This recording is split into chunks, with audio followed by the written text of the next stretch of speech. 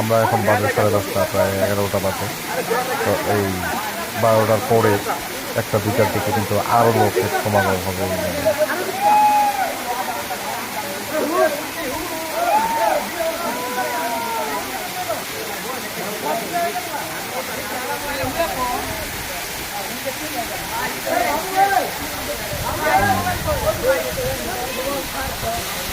সবাই গোসল করে কিন্তু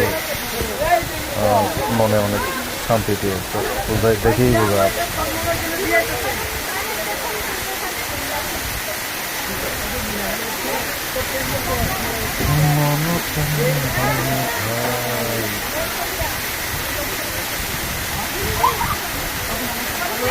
অনেক সুন্দর, অনেক ভালো লাগছে আমার কাছে।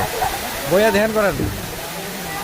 ওই যে এখানে এটা আমাদের যে দুইজন গোসল করতেছে, নাজির আর রফিক ভাই।